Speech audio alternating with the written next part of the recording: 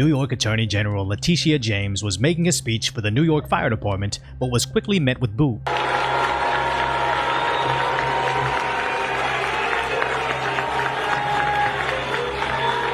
Oh, come on, we're in a house of God. First, simmer down. Which eventually just turned into chants for Trump.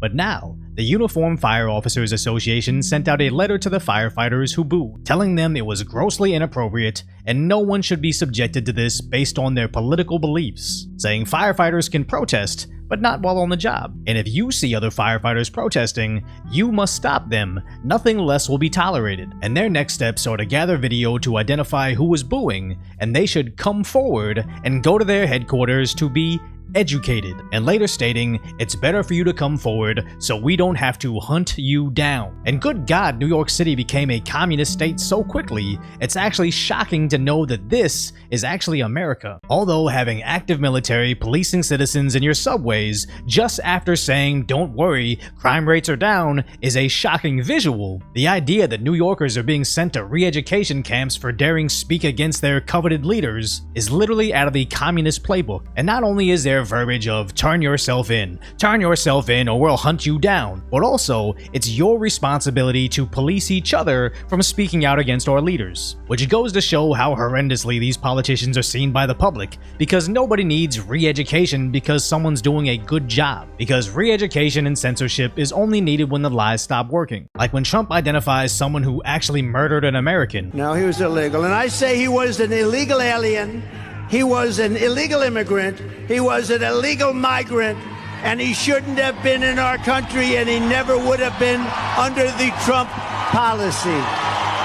Biden must re-educate you to not disrespect the murderer. But during your response to her heckling of you, you used the word illegal when talking about the man who allegedly killed Laken Riley. An undocumented person. And I shouldn't have used illegal, it's undocumented. And look, when I spoke about the difference between Trump and me, one of the things I talked about on the border was that the way he talks about vermin, the way he talks about these people polluting the blood. I talked about what I'm not going to do, what I won't do. I'm not going to treat any of these people with disrespect. When people start noticing the terrible truth, re-educate them why it's not so bad. Re-educate them of the respect and dignity of criminal immigrants because they can't tell them apart. Because I too was not born in America, but I take no offense to calling a piece of trash murderer illegal. But for Biden to apologize to him and make sure we use nicer words about his status to not offend people like me is him just snitching on himself that he can't tell the difference between us. So no wonder the man with 81 million votes can barely fill a room at a rally. And that vertical camera angle was actually making the room look larger than it even was, compared to the massive Trump rallies occurring all across the country.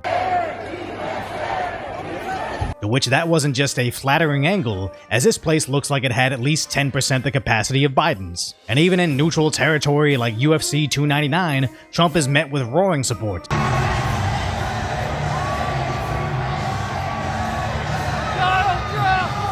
To which "Let's Go Brandon" can be heard everywhere.